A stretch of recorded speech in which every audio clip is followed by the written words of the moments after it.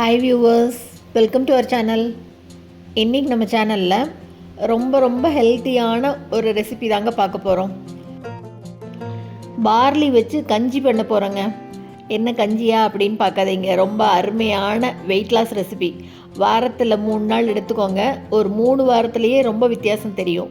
அருமையான இந்த ரெசிபி எப்படி பண்ணுறதுன்னு பார்க்குறதுக்கு முன்னால் இப்போ தான் நம்ம சேனலில் ஃபஸ்ட் டைம் பார்க்குறீங்கன்னா கண்டிப்பாக சப்ஸ்கிரைப் பண்ணிவிட்டு பாருங்கள். கூடவே பக்கத்தில் இருக்கிற பெல் ஐக்கானில் ஆல்ங்கிறத தட்டி விடுங்க. ஸோ நான் போடுற வீடியோ எல்லாமே உடனுக்குடனே நோட்டிஃபிகேஷனாக வந்துடும்.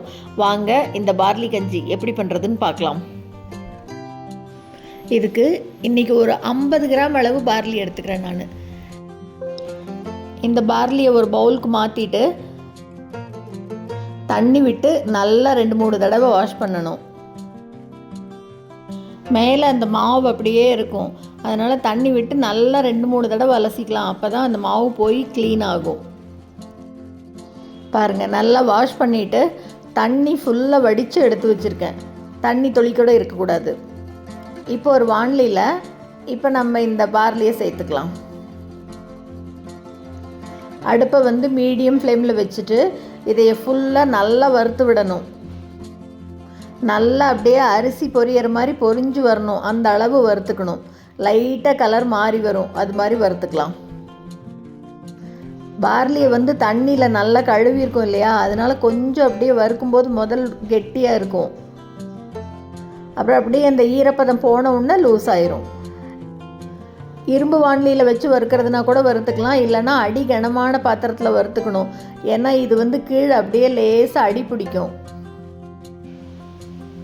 பாருங்கள், அப்படியே கலர் மாறிட்டே வருதா. தண்ணியெல்லாம் நல்லா இழுத்துருச்சு. இப்போ அப்படியே வறுக்கிறதுக்கு நல்லா வருது பாருங்கள். இன்னும் நல்லா வறுபடணும். லைட்டாக கலர் மாறி வரும். வாணலி லைட்டாக கலர் மாறுது, ஆனால் நம்ம தேய்ச்சோம்னா போயிடும், ஒன்றும் பிரச்சனை இல்லை. பாருங்கள், பார்லி எப்படி கலர் மாறிடுச்சு. எடுத்து காமிக்கிற பாருங்கள். லைட்டாக அப்படியே பொரிய ஆரம்பிச்சிருச்சு. போதும், இந்த அளவுக்கு வறுபடணும். உடம்புக்கு ரொம்ப நல்லதுங்க. அவ்வளோ ஃபைபர் இருக்குது இந்த பார்லியில்.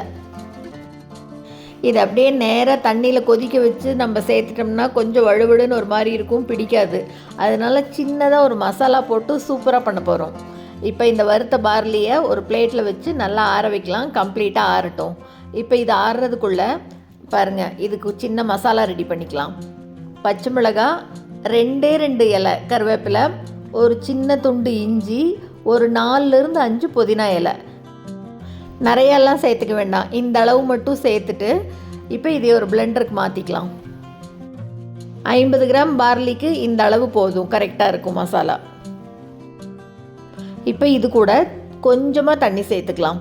ஒரு கரண்டி அளவு சேர்த்திட்டு பாருங்கள், நல்லா இந்த மாதிரி நைஸாக அரைச்சி எடுத்து வச்சுக்கலாம். இது இருக்கட்டும். இப்போ அதுக்குள்ளே இந்த வறுத்து வச்ச பார்லி நல்லா ஆறிடுச்சு. அதை வந்து ஒரு மிக்ஸி ஜாருக்கு மாற்றிக்கலாம். நல்லா சூப்பராக எப்படி பொரிஞ்சு வந்திருக்கு பாருங்கள். இதை வந்து இப்போ பவுட்ரு பண்ணிக்கணும். ரொம்ப நைஸாக வழுவழுன்னு அரைக்க வேண்டாம், கொஞ்சம் ரவை மாதிரி இருந்ததுன்னா பரவாயில்ல. பாருங்கள், இந்த மாதிரி அரைச்சி எடுத்துருக்கேன். இப்போ இது ஃபுல்லாகவே நம்ம இன்றைக்கி யூஸ் பண்ண போகிறோம்.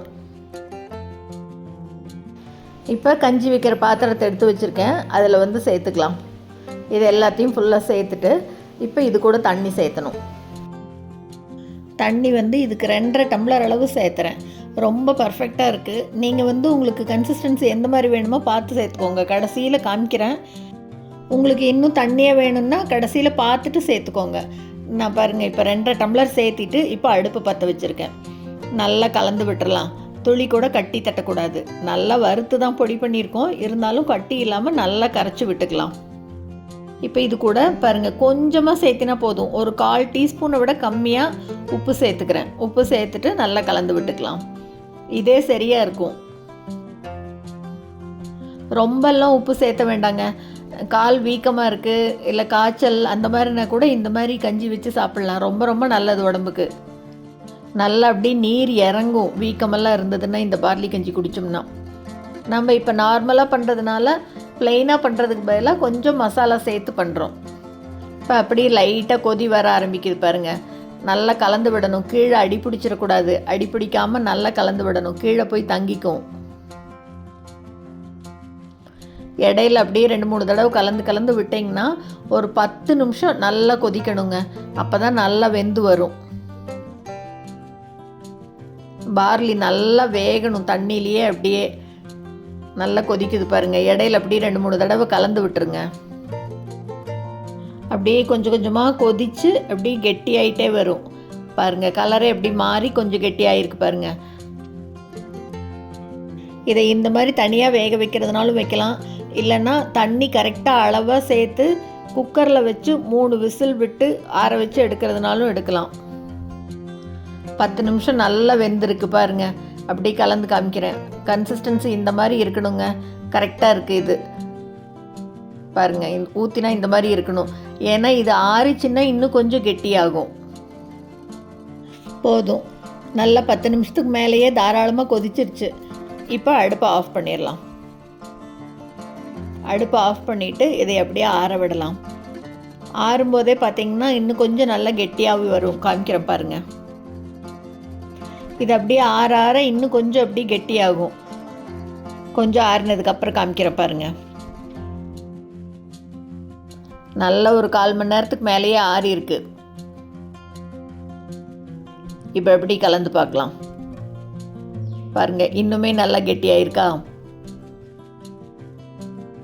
இது கூட நீங்கள் எதுவுமே சேர்த்த வேண்டான்னு இப்படியே குடித்தாலும் குடிக்கலாம்.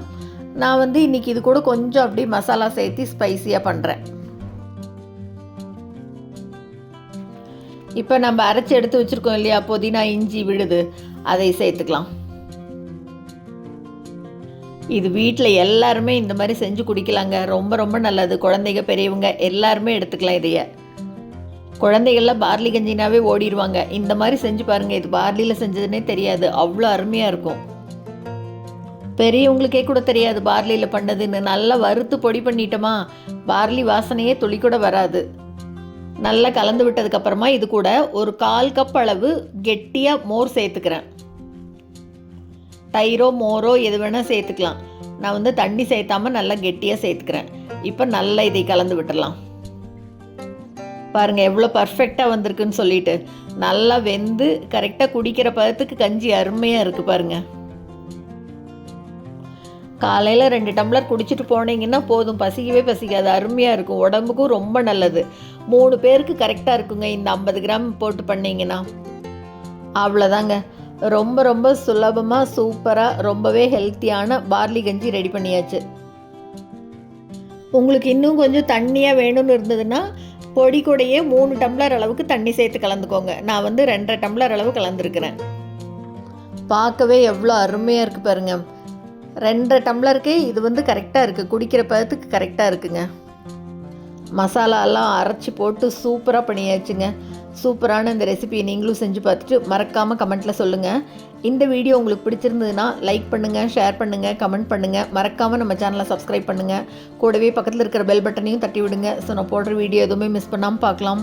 தேங்க்ஸ் ஃபார் வாட்சிங்.